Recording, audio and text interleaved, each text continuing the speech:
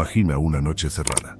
El viento aúlla como un animal herido, empujando la nieve contra las paredes de una cabaña hecha de madera húmeda y piedras mal ensambladas. En el interior, apenas una chispa agoniza en la chimenea. Una familia entera se acurruca bajo un mismo trozo de lana áspera, temblando. No hay pan, no hay leche. El último nabo fue comido hace 2 días. El agua del balde se ha congelado dentro de la casa, y el amanecer todavía está muy lejos. Así era el invierno para millones de personas durante la Edad Media, especialmente en los años más duros de la llamada Pequeña Edad de Hielo, una época en la que Europa se sumergió en siglos de frío extremo. No se trataba solamente de pasar frío, era una cuestión de supervivencia. Las cosechas fallaban, el ganado moría, las rutas quedaban bloqueadas por la nieve durante semanas, los más pobres se congelaban en sus camas, y los ricos apenas lograban templar sus salones de piedra. Y cuando el frío entraba por las rendijas, lo hacía sin piedad. No se trataba de si te darías cuenta del frío. El frío no avisaba, se infiltraba. Lo sentías en las uñas, en la respiración pesada, en los huesos rígidos. Y un día, simplemente no despertabas. Pero hubo quienes resistieron, y no por suerte. Lo hicieron por instinto, ingenio y determinación.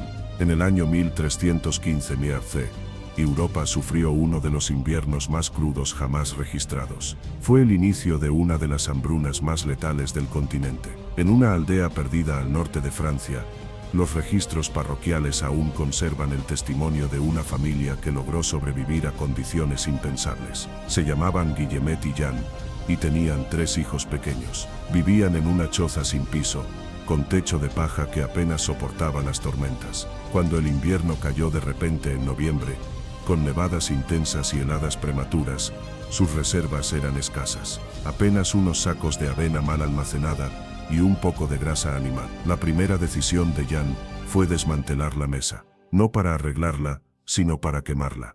El fuego se convirtió en el centro de toda su existencia. Sin él, sabían que no durarían una noche más. Quemaron lo que quedaba de los muebles, luego las ramas de los árboles cercanos, pero cuando la leña desapareció, Jean hizo lo impensable.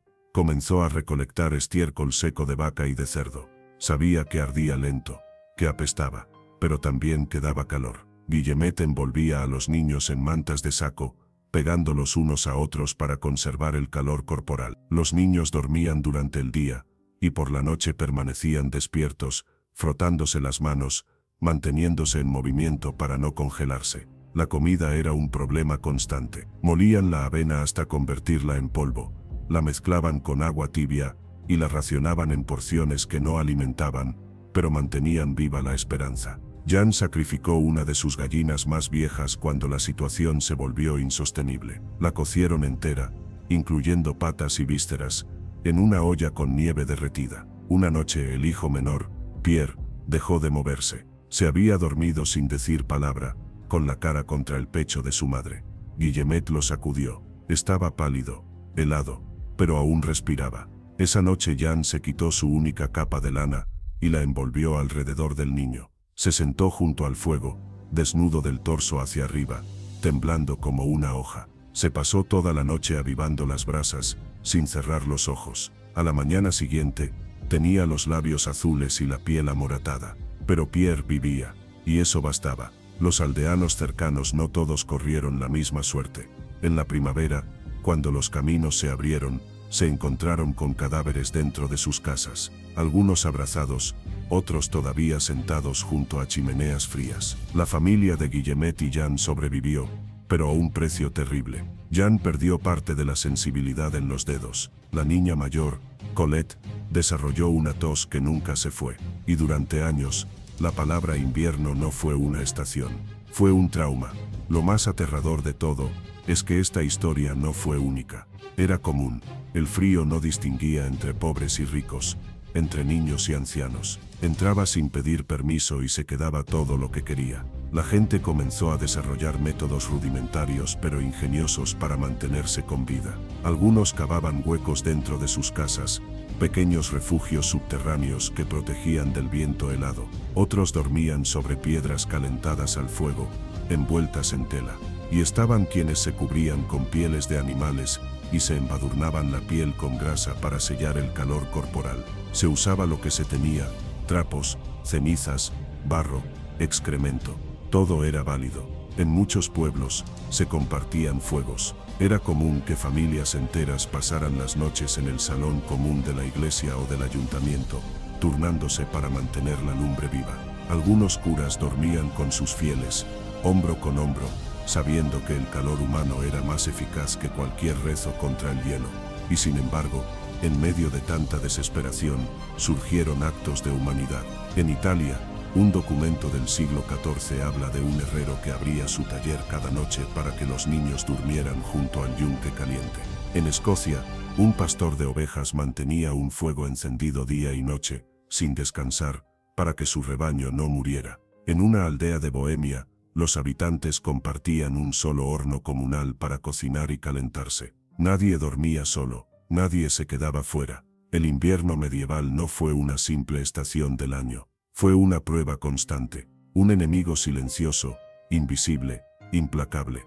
Y sin embargo, estas historias demuestran que incluso en la oscuridad más profunda, el ser humano encuentra maneras de resistir. La lección no está solo en el sufrimiento, está en la solidaridad, en la creatividad, en la fuerza invisible que nace cuando todo parece perdido. Cada familia, cada niño, cada anciano que sobrevivió a esos inviernos imposibles, dejó un testimonio no escrito que la vida no se rinde tan fácilmente, aunque el mundo entero se congele a su alrededor. Mientras unos sobrevivían con lo mínimo, otros, aunque contaban con más recursos, debían inventar soluciones ingeniosas para desafiar al mismo enemigo, el frío extremo. La Edad Media, marcada por guerras, pestes y hambrunas, también fue un laboratorio de supervivencia, y en ningún lugar se vio con más claridad que en las formas desesperadas y creativas que las personas desarrollaron para mantenerse calientes. Los castillos, por ejemplo, con sus muros imponentes de piedra y torres que tocaban el cielo,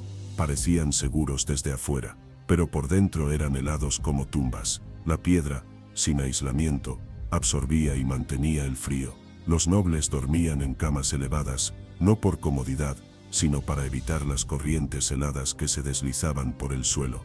Colgaban tapices en las paredes, no por decoración, sino como barreras térmicas. En muchas cámaras, se colocaban braseros con brasas de carbón que se alimentaban día y noche. Pero incluso eso era insuficiente. En un monasterio aislado en la región de Baviera, los monjes benedictinos enfrentaban los mismos desafíos. El monasterio había sido construido hacía más de un siglo, en lo alto de una colina. El viento cortaba como cuchillas. Las ventanas, pequeñas rendijas sin vidrio, dejaban entrar el aire helado. La oración, el estudio y la contemplación espiritual se convertían en actos heroicos cuando los dedos no respondían y la tinta se congelaba antes de tocar el pergamino. Uno de los monjes, llamado Theobald, era conocido por su habilidad con los inventos. Inspirado por antiguos textos romanos, diseñó un sistema primitivo de calefacción, cavó túneles bajos entre las paredes del monasterio y canalizó vapor caliente desde una fuente termal cercana. A través de piedras huecas, logró conducir el calor hasta el piso de la sala de oración. No era mucho, pero bastaba para que los pies no se congelaran sobre las losas. Sin embargo, no todo era éxito. Una noche, mientras ajustaba el sistema, Theobald inhaló gases tóxicos de la combustión y colapsó. Lo encontraron al amanecer, con las manos negras de hollín y el rostro sereno. Había muerto, pero su invención fue adaptada por otros monasterios de la región durante siglos. No solo los monjes experimentaban, en los pueblos, los artesanos desarrollaban soluciones adaptadas a sus entornos. En Alemania, surgió el uso del Kachelofen, un horno de cerámica que acumulaba el calor del fuego y lo liberaba lentamente durante horas. Se colocaban en el centro de la vivienda, y su superficie era tan caliente que las familias enteras dormían pegadas a él. En algunas casas, los ancianos pasaban el invierno recostados contra estos hornos, envueltos en mantas, casi inmóviles, como gatos al sol. También se comenzaron a fabricar colchones rellenos de paja seca, lana prensada, o incluso musgo. El objetivo no era la comodidad, sino el aislamiento. Los techos eran bajados, los espacios reducidos, Menos aire significaba más calor. Se cerraban las ventanas con pieles, se sellaban las puertas con barro. En regiones donde el frío era insoportable, como en Escandinavia o los Alpes, la gente dormía en establos junto a sus animales, compartiendo el calor corporal con cabras y vacas. Pero no todos los métodos eran tan puros. En algunas ciudades, como Londres o París, surgieron rumores de prácticas más oscuras. Hombres desesperados que vendían su sangre para alimentar braseros rituales. Mujeres que dormían con desconocidos solo para compartir el calor de un cuerpo. Ladrones que no robaban joyas, sino mantas y leña. Se hablaba de niños perdidos que al ser encontrados, estaban envueltos en pieles de ratas, buscando cualquier forma de protegerse. En el año 1362, una carta de un médico florentino describe cómo algunos habitantes empezaron a consumir líquidos alcohólicos calentados con hierbas, no por placer, sino para crear una sensación artificial de calor que les permitiera resistir las noches. Muchos morían envenenados, confundiendo calor con supervivencia. El frío, silencioso y astuto, les ganaba otra vez. Y sin embargo, en medio de tanta desesperación, la chispa del ingenio no se apagaba. En ciertos pueblos del norte de Italia, las casas eran construidas en forma de círculo, con un fuego común en el centro y habitaciones dispuestas a su alrededor como pétalos. Cada familia cuidaba del fuego por turnos, y si se apagaba, todos pagaban las consecuencias. Era una muestra de cómo la arquitectura podía ser adaptada no solo al clima, sino a la comunidad. En las regiones más al sur, donde el frío no era constante, pero sí devastador cuando llegaba, se desarrollaron técnicas diferentes. En Toledo, España, se comenzaron a usar los tejados bajos con cámaras de aire caliente atrapadas entre el techo y el cielo raso. En algunos hogares, incluso se escondían piedras al rojo vivo dentro de compartimientos en las paredes para liberar calor por horas sin humo. El fuego se convirtió en un símbolo de poder, y también de fe. En muchas iglesias, se mantenía una llama sagrada encendida todo el año, no por motivos únicamente religiosos, sino porque servía como punto de encuentro, como última esperanza cuando todo lo demás fallaba. En noches particularmente frías, la gente caminaba kilómetros solo para sentarse un rato junto al altar encendido, sin rezar, sin hablar, simplemente respirando. La ropa también evolucionó. Se abandonaron los tejidos ligeros por capas múltiples, camisas de lino, túnicas de lana, capas gruesas. En algunos casos, se cosían pieles por dentro de las mangas para retener el calor. Se usaban gorros puntiagudos no por moda, sino porque el cuerpo pierde más del 60% del calor por la cabeza. Hasta los zapatos se forraban con heno o trapos, atados con cuerdas de cáñamo. Y con el tiempo, el saber se fue transmitiendo. El conocimiento sobre cómo sobrevivir al frío se volvió parte del legado familiar. Las madres enseñaban a sus hijas a coser mantas dobles. Los padres mostraban a sus hijos cómo encender fuego bajo la lluvia o la nieve. No era ciencia, era instinto aprendido. Pero incluso con todos esos métodos, el frío seguía siendo un adversario brutal. Una fuerza que no se puede ver ni oír, pero que se siente en cada fibra del cuerpo, que arranca lágrimas sin dolor, y que en silencio puede arrebatar la vida mientras uno duerme. Lo que estas historias reales nos muestran no es solo el dolor de una época, sino el espíritu que la desafió. La Edad Media fue oscura, sí, pero en esa oscuridad,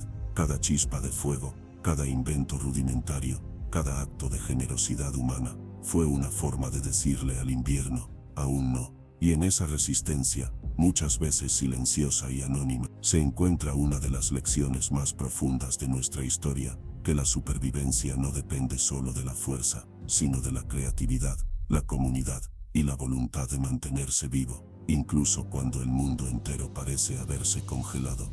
¿Te imaginas cómo habrías sobrevivido tú al frío extremo de la Edad Media, sin electricidad, sin calefacción y sin abrigo moderno? Suscríbete para descubrir más historias reales que casi nadie se atreve a contar.